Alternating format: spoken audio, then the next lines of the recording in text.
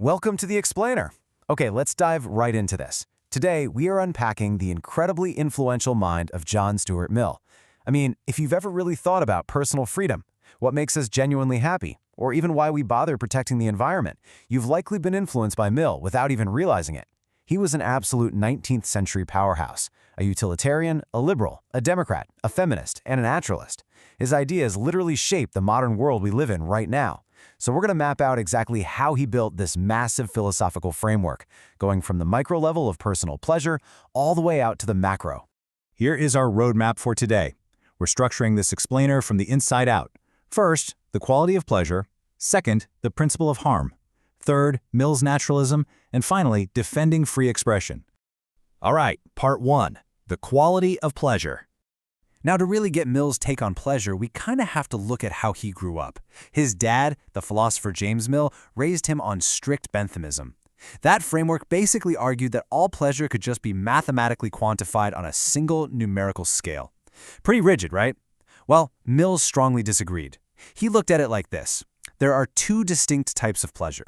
You've got your higher pleasures, which are intellectual, stuff like writing a beautiful poem or visiting a temple, a mosque, or a culturally significant place. Then you've got lower pleasures. These are strictly bodily and sensory. Think smoking, drinking, or eating meat. Now, he wasn't saying lower pleasures are inherently evil or anything, but he firmly believed that intellectual pursuits hold a vastly superior quality. You just can't compare a deeply moving cultural experience to a simple, fleeting bodily thrill. And this brings us to a really famous quote that brilliantly captures his ultimate conclusion. It is better to be a human being dissatisfied than a pig satisfied. Actually, scratch that. He took it even further, adding, better to be Socrates dissatisfied than a fool satisfied. I mean, wow, that is a heavy-hitting perspective. For Mill, the pain of intellectual pursuit, or even actively sacrificing your own bodily pleasure, is totally justified if it contributes to the greater good. Evolving your mind and striving for those higher ideals, it's absolutely worth the discomfort. Moving right along to Section 2, the principle of harm. So, here's a crucial question. How does an ordinary person actually pursue this higher good in everyday life? Look, we can't all just sit around philosophizing like Socrates all day, right? We've got stuff to do. To solve this, Mill devised rule-utilitarianism. Now, he completely agreed that the moral thing to do was to promote the greatest good for the greatest number.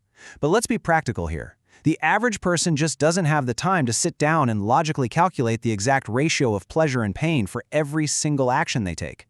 So we must establish basic, fixed rules in society. By simply following these rules, we naturally maximize pleasure and minimize pain on a grand scale, all without having to overthink every individual choice. But what is the most absolutely crucial rule to live by? Well, Mill called it the principle of harm. This is his first and most fundamental rule. It basically states that you are completely free to do whatever you want. Go ahead and pursue your higher or lower pleasures, just as long as your actions do not harm others. That's it. It's this incredibly elegant, perfect balance of individual liberty on one hand and societal protection on the other.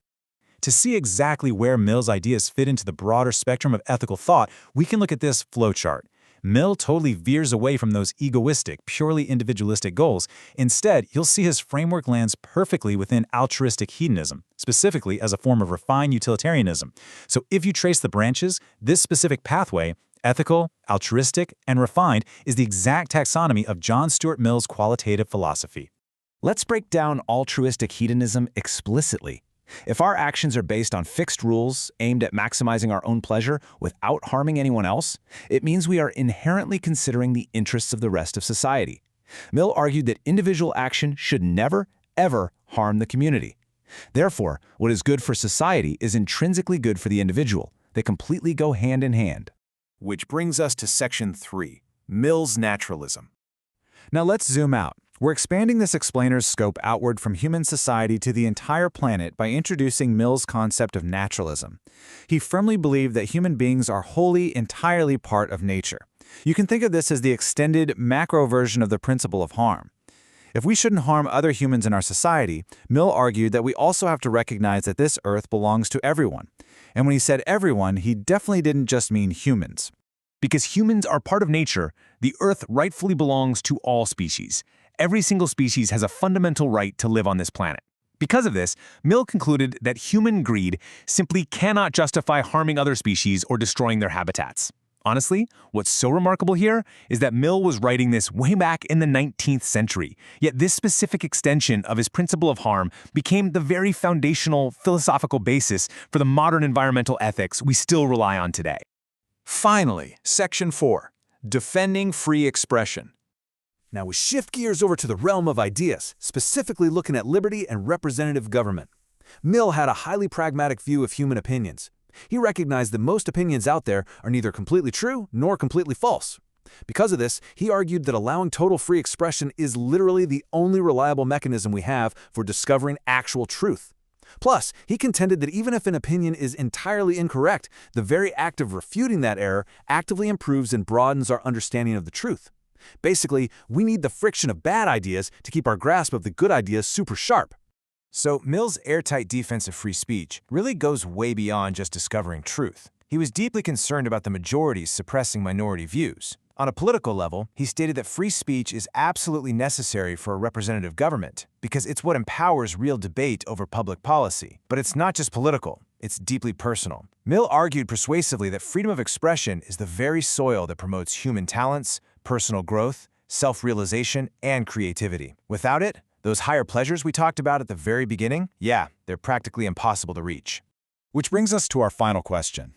When you step back and look at Mill's incredible framework, from prioritizing intellectual growth, to living by rules to prevent harm, to vigorously defending free thought, you really have to ask yourself, are you actively pursuing higher goods in your daily life, or are you just comfortably existing as a satisfied fool?